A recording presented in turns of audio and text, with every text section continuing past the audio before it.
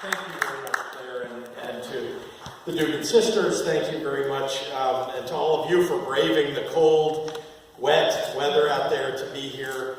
I'm really grateful, and because I suppose I should say, I have to be here, but you don't.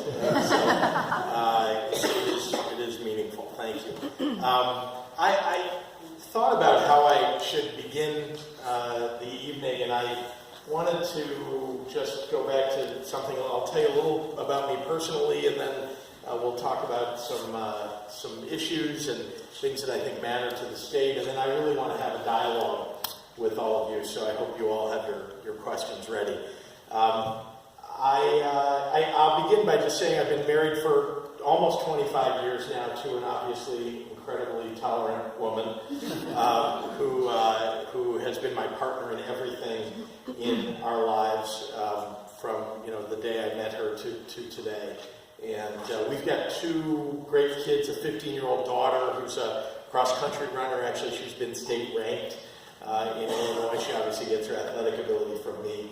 And a son who's a football fanatic and a math whiz. And I grew up in a home where both my parents were economic and social justice advocates. And so, we as kids were engaged not only in working at the local battered women's shelter to repair it, or at the local food pantry, but also knocking on doors for progressive Democratic candidates, because that's what we did in our household.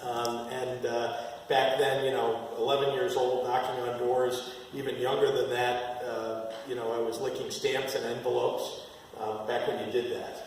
I know there's a candidate or two in the audience. I guess these days nobody licks envelopes and stamps, and they're all just pushing a button. But that's what we did when I was a kid. And so all of the activism and the engagement I owe to my parents, really, and to my faith, because it's part of our faith to fight for social and economic justice. So it's probably not surprising, as I look back on my life, why I, as a young man, became engaged in not only democratic politics, but trying to make a difference in people's lives. And I've been doing it for decades now. There are 230,000 kids in the state of Illinois in low-income school districts that get school breakfast every day because of the work that I did to expand President Obama's program called, by the way, No Kid Hungry. You had it up there. It was called No Kid Hungry, and it was a program that he got passed in 2010, and that was only really being applied to about 46% of the eligible districts in the state of Illinois. And so I worked with Share Our Strength and Greater Chicago Food Depository to expand that program. And there are thousands of kids who get quality preschool and quality childcare, because for more than 20 years I've been a national advocate on behalf of that. I've testified in Congress. I spoke at the National Governors Association. I've helped to pass legislation on behalf of those kids, mostly at-risk kids, all around the United States, but here in Illinois, thousands of kids. And then I helped to build, in fact, I led the building of the Illinois Holocaust Museum, which teaches more than 60,000 kids each year to fight bigotry and hatred and intolerance. And thousands of teachers learn those lessons and take it back to their classrooms all across the state. And then I founded a nonprofit small business incubator. It's now been named the best in North America. It's called 1871. It's in Chicago, and we've created more than 7,000 jobs and hundreds of companies there. I ran the Illinois Human Rights Commission, the state civil rights court, which, if you're discriminated against, if you're a woman who's been sexually harassed, or you're African American or Latino or any other protected class, and you can't afford an attorney, there's a process you can go through at the state that ends with a court system called the Illinois Human Rights Commission. I ran that, turned it around. It was really run badly under the Republicans, but we had Republican appointees and Democratic appointees on the commission while I was chairman, and we all worked together to turn it around and make it work better for people so that they could get justice in a timely fashion and appropriate justice. So those are all things I tell you about in my past, and you might say, well, gosh, that's great. That's all bio material for the past. What does that have to do with what you're going to do in the future? But I think all of you should ask. There's 7 candidates now that are running for governor. And so I think it's incumbent on you to ask, what were the candidates doing before they were running for public office to make people's lives better in the state of Illinois? What's the, have they gone after big things and got big things done for people? What is the sum of that? Because I think that's an indicator of whether someone is capable of getting big things done, and we need some big things done in this state, don't we? Yeah. So we've got an awful lot to do, but I wanted to tell you a little bit of my background so that, as I tell you about the things that I think that we ought to be doing, and as we dialogue about that, you'll at least know where I come from. So what do we need to do in this state? My goodness. Well, the first thing we need to do is replace a failed governor who, unfortunately, was not he was elected by the Koch brothers' right-wing network. I mean, that is how this guy got into office. He ran around the state wearing his plaid shirt, remember, and he put on a Carhartt jacket and pretended that he's from somewhere other than Winnetka. And he promised a lot of things while he was running. And then when he got sworn in, it turned out he reached into the Carhartt jacket, and underneath he pulled out the Koch brothers' right-wing agenda. And it's this agenda that says at the top of it, lower wages in the state, destroy labor unions in the state, destroy workplace safety in the state so that you can lower costs for businesses, and, lower taxes. That's his agenda, and he thinks that's how you create jobs in a state. That's what the Koch brothers want to do. They just want to lower costs for businesses, and then, Bruce Rauner thinks that's why businesses will move into the state. Do we want a governor who wakes up every day thinking about how to lower people's wages and make their workplaces less safe and destroy unions? And here we've got one. I think you ought to have a governor who wakes up every day thinking about how to create jobs, raise wages, make workplaces more safe, and strengthen our labor unions, because labor unions are the backbone of the middle class.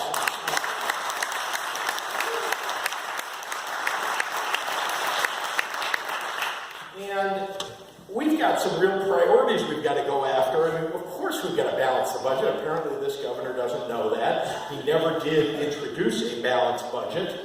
He never did. Don't let anybody fool you. I know he's going to run commercials. He's already running commercials telling lies. He's going to run more commercials and claim somehow that he's the guy, I guess, that got a budget passed this year. No, that's not what happened.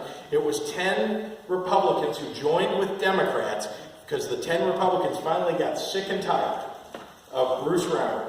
And they joined up and they finally got a budget passed after 2 years and 6 days with no budget. And you know what that's done to the state, 2 years and 6 days without a budget? Our safety net in this state has been torn to shreds. Mental health facilities closed or diminished. Psychiatrists and healthcare workers leaving. Our shelters closed or diminished. Home care for seniors. That's actually separate and apart from the budget. He decided to cut that. He also decided to cut child care assistance in the state. And this, by the way, separate and apart. I know he wants to blame the impasse and say that's somebody else's fault, the impasse. No, the child care assistance program that he cut by 90%, that was his choice. He chose to do that. And so under his plan, just wanted to tell you how bad that was. Under his plan, it basically said that instead of 185% of poverty level as a base for people getting child care assistance, he took it all the way down to if you were making less than $8,000, that was the only way you could get child care assistance. So you know what that does. It puts people out of work. It's bad for kids. It's bad for their parents. I don't know what he has in mind when he does these things, other than he's clearly not thinking about people. He must be thinking about spreadsheets and thinks they're more important than people. So I believe that we need to have a governor who is putting back that safety net. Not because, by the way, many of you probably may not be touching that safety net. But it's there for you. It's there for me. It's there for everybody in the state. Some people need it today. You may not need it today, but someday you might, because nobody knew that in 08 and 09 the world was going to fall apart, and lots of people lost their houses, they lost their jobs, and they needed that safety net. And if that happened today, I don't know what would happen in this state, honestly. I think we would crater in this state. So we've got to put that back. We need a Marshall Plan for putting back human services back and, frankly, strengthening them because we want to strengthen families in those states. Let's talk about the big three things that I think we need to focus on in this election cycle to beat Bruce Rauner, but it's also about putting this state in a position where we really will be back to being one of the greatest, most prosperous states in the Union. First, we have got to reform education funding in this state by passing a progressive income tax.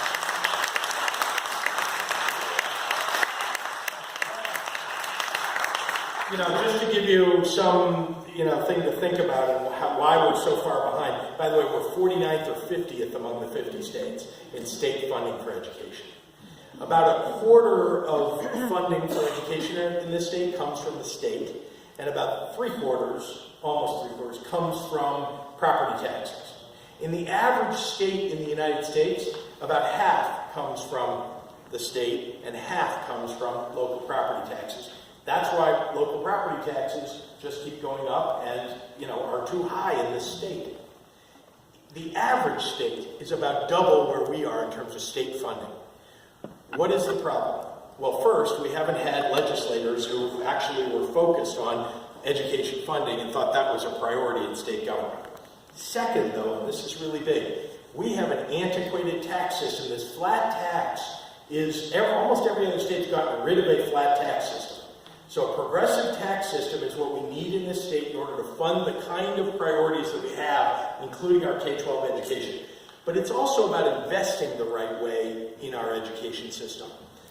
I've spent 20 years in the early childhood arena. I can tell you, when you put money into early childhood, and I mean universal preschool and quality childcare, when you put money into that, the returns for the taxpayer are awesome. More importantly, our kids do a lot better. 25% of kids who show up at kindergarten today are not ready to learn. 25%. And most of those kids, either because of the system or some other factor, aren't able to fully catch up, those 25%. If we prepare them for kindergarten, if we get them ready, it's great for them, because guess what? It turns out all the studies, and there are a lot of them now that prove this, show, because of all the brain development that occurs before they show up at kindergarten, 85% of brain development before they show up at kindergarten, if we do that work before they show up, all the studies show much more likely to graduate from high school, much more likely to graduate from college, much more likely to get a job, and much less likely to end up incarcerated. And all of those things are good for our kids. They also happen to be cost savings for government and for all of you in the room. It is important for us to get this message across. It's the right thing to do, universal preschool and quality childcare. Now, we also, of course, our community colleges and our universities, four-year university, nobody should go to four-year university and get strapped with debt for the rest of their lives. We have got to make sure that kids are able to graduate, get a job, and not be saddled with, tens of thousands of dollars of college loans. But in addition to that, and of course stepping up to the plate for our MAP grants, and all that's been decimated under Bruce Rauner.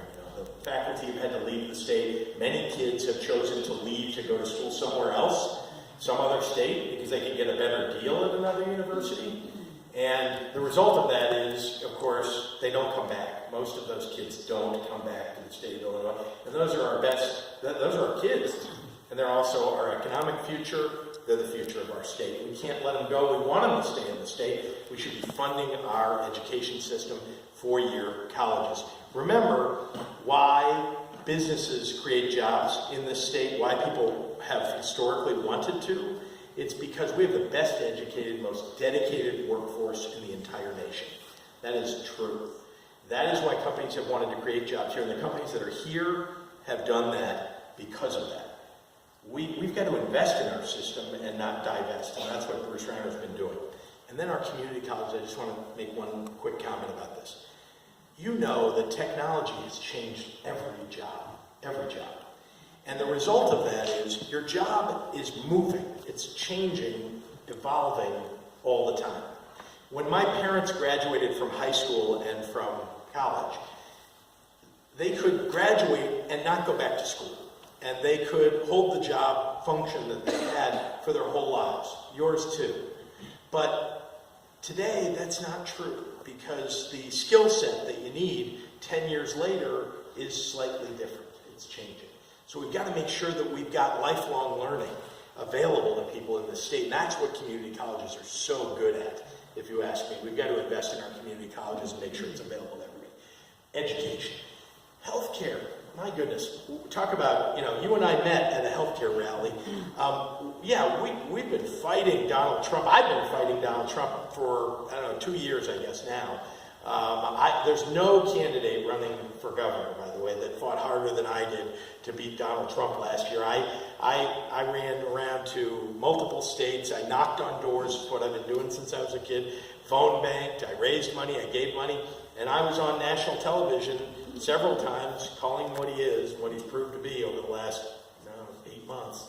And that's a racist and a xenophobe and a misogynist. And so there's nobody who's fought harder against him. And I've been out there fighting also with many of you, fighting his attempt to repeal the ACA. And he's going to keep trying. And he's still trying. So we in this state have got to protect ourselves. Either way. Because, with 52 Republicans in the Senate, they're this close. You've seen it. We've just been winning by one vote. And for goodness sakes, everybody pray for John McCain's health. And if we keep winning by one vote and one of those switches, we're in deep trouble. Because the House isn't going to do anything for us. So what do we need to do in this state? Well, I proposed a plan that would help us expand health care in the state. Because I think health care is a right, not a privilege. I think it should be universal in this country, and I think we've got to do everything we can in this state to make it universal. So I proposed a plan called Illinois Cares. Many of you may remember when Barack Obama introduced the Affordable Care Act, there was this idea that was proposed with it called a public option. It got pushed aside because they didn't think they could get the votes for it in Congress. And so we got the ACA as it is now. We could do a public option here in Illinois. That is, allow people to buy into the state's healthcare system, which means, by the way, that a middle-class family could get a break on their high private premiums and buy into the system instead, putting thousands of dollars back in their pockets.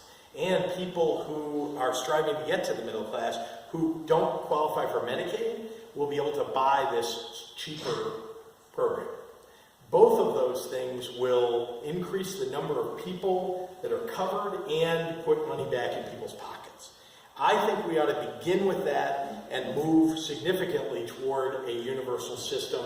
There are lots of ways for us to do that. I happen to favor, on a national level, there are 3 different programs that have been introduced on a national level. We can debate any one of those, but any one of them, frankly, will be way better than the system that we've got now. Universal health care in this country.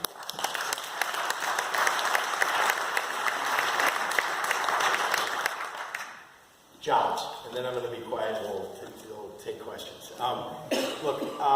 We talked about wages and jobs a little earlier, and I just want to talk about this because it's important to recognize, because I happen to think that the Republicans like to say about Democrats that we don't know how to create jobs. That's not true. And in fact, if you look around the country, I told you what Bruce Rauner thinks creates jobs. Lower wages, lower workplace safety, lower tax rates, and so on. If that were true, if that's what really created jobs and good jobs, why is Minnesota doing so much better than we are? They've got better wages and they've got higher taxes and better workplace safety. So does California, so does New York. And they're all creating jobs at a much higher rate than we are. Last year in this state, we 0.5% job growth in this state. 0.5. In the bottom third of states in the United States. We're run by a governor who said he's a businessman and knows how to create jobs. Not. This is a guy who fired people to make money. He's not a guy who knows how to create jobs. And here's an important thing. He doesn't understand the difference between business and government. He just doesn't get it. He thinks, he went to Springfield thinking he could just order people around and whatever he wanted to have happen, that was what was going to happen. That's not how it works. By the way, businesses, right, are in business. You got to break even first and try to make a profit. That's the world of business. That's the fundamental function when you create a business. But when you're in government, your job is every day to wake up and try to make people's lives better. Those are two very different things, right? Very different primary goals. So that's the problem with Bruce Rauner, and he doesn't understand that job creation happens the following way. First of all, 2/3 of all the jobs that get created in this state get created by small businesses. That's just true. 2/3. And the other third by larger businesses. But let's start with small businesses, since they're creating so many jobs. I put out a plan that will help us help small businesses all across the state, and boy do we need it. A lot of people who have small businesses don't want to invest today in growing their small business here in Illinois because of all the uncertainty. And there are lots of people who don't want to start businesses because of all the uncertainty. So we've got to get rid of the uncertainty, and that means getting rid of Bruce Rauner. Yeah. And then we got to have a plan for helping small businesses, because you can't go in, if you're a small business person or someone who wants to start a business, you can't go into a bank and borrow money now to start that business. When was the last time you could, take your plan to the bank and say, here, I've got a good plan for starting a business, will you loan me money? Nobody's done that. It hasn't happened, I think, ever, maybe. And small businesses today, because of all the federal rules that have come down on banks, can't get a break either. So I proposed a small business loan program for the state, which, by the way, we can use federal funds for, and a micro loan program for the state, because it doesn't take $500,000 or $1 million to start a business. Some businesses can be started, service businesses can be started for $25,000. We should have that available for people. But you also need technical assistance and mentorship. Those are all things that we can do at the state level. By the way, those are all kind of things that we did in 1871, the Small Business Incubator, which we could do all over the state with incubators too. But we need to help small businesses create jobs. And then, what about the big businesses that create jobs? Here's the thing. Of course we need to go attract headquarters and factories and businesses from out of the state to come into Illinois. Of course we do. We should do our best to do that. Today we've got a governor who runs around the state and then the country, and now out of the country, bad-mouthing the state. Everywhere he goes, he's bad-mouthing Illinois, right? It's only like yesterday when he announced for re-election that he stopped bad-mouthing the state.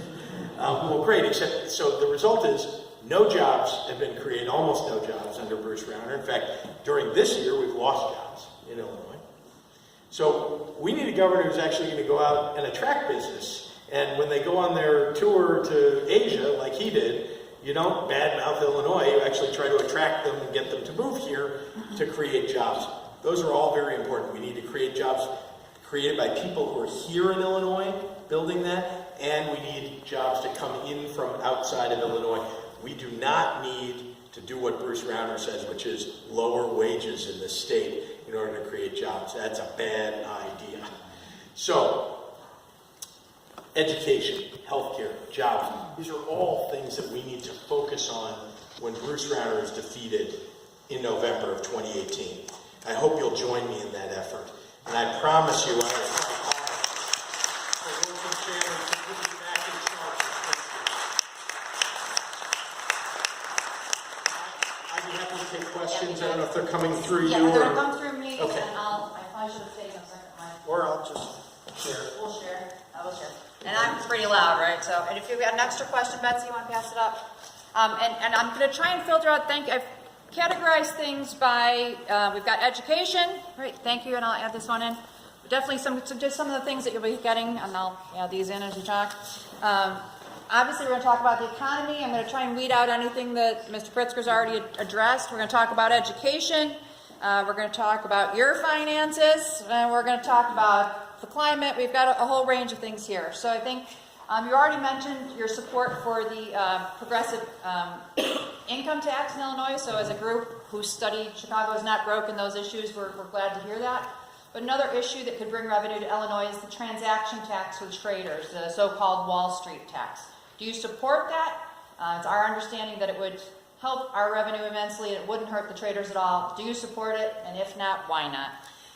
So I think there are a lot of ways for us to bring revenue into the state. I don't think that's a good idea. Let me explain why. Because believe me, we're going to have to find, revenue, and we're going to have to go get federal dollars wherever we can for this state in order to get past the challenges that we've got moving forward. Here's the problem with the transaction tax, and I think many of you know what it is, which is a tax on each transaction that would occur on an exchange. Here's the problem with it. It would have been great if it was imposed 15 years ago, because 15 years ago there was trading that was going on the floors of the exchanges. There were a lot of people, there were hand signals back and forth.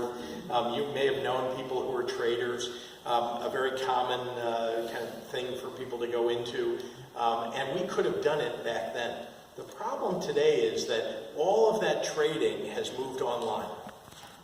It's all moved online. Even that, the important trading around Euro bonds and pork bellies and everything else that goes on the exchanges that we have here in Illinois. And as a result of it being online, it's very easy for those exchanges, literally they're leasing their servers. It's very easy for them to simply pick up the servers and move them to another jurisdiction. A federal transaction tax would work, but a state transaction tax wouldn't, because they would pick up and move to another state. So in my opinion, it's a real problem. I would rather find revenue by, for example, legalizing marijuana and taxing it. I think that's a good way to get revenue in the state.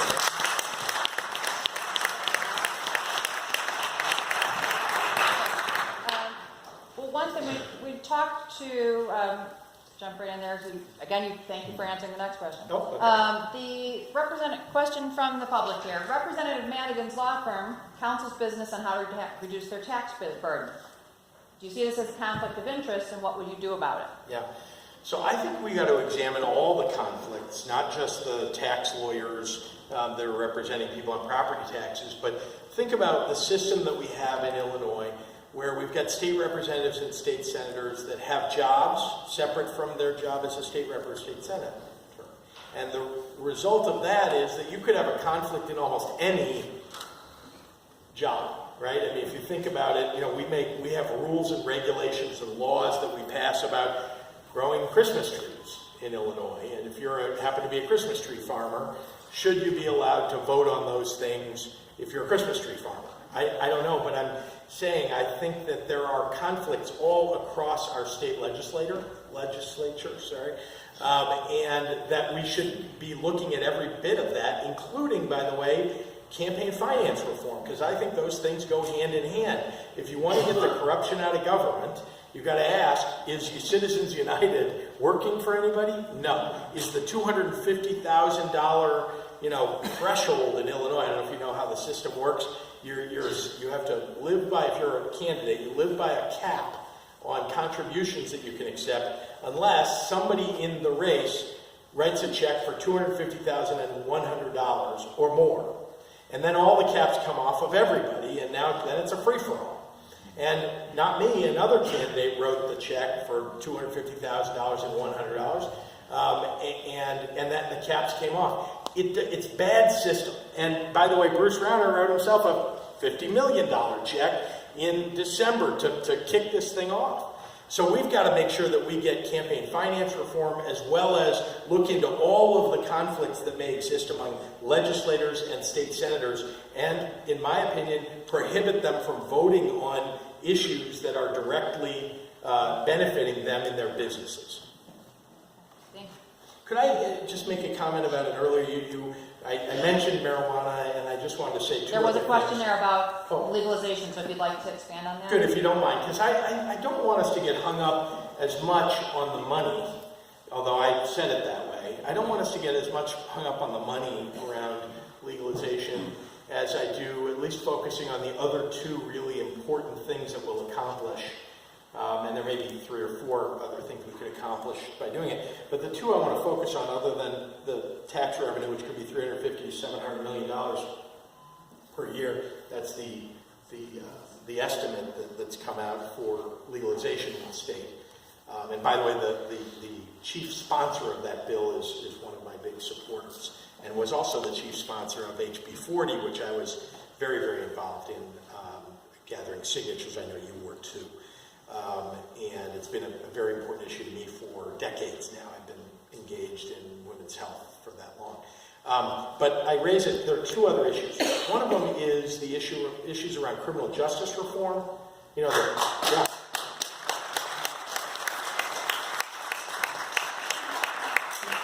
Because they're too often, we've got people, nonviolent offenders, who are caught with some amount of marijuana, and they end up in the criminal justice system. That would be taken away if we finally legalize marijuana. And then the other one is important to me as well, because I have a 15 and 12-year-old, and for all of your safety and everybody else's, look, I hate to say this, I think marijuana is way too available already. I mean, it's available. When I say way too, you can get it. So the thing is, it's not regulated, and it may not be safe, but you can get it. And I'd rather regulate it, make it safe. I mean, I just think there's a safety issue, a health issue to be solved by legalizing it and regulating it. Well, expanding on, you brought up criminal justice reform. What would your specific goals be for reducing the prison population in Illinois, and if it's specific to men and women, or if there's specific policies for that? Good. So we have a challenge in this state where we are at 134% of capacity in our prisons. Okay. So in other words, we basically put bunk beds in where there should have been one bed, or 3 beds where there used to be 2 in a cell, and we are just incarcerating way too many people. And as you all know, there is a challenge in the system that many of the people who end up incarcerated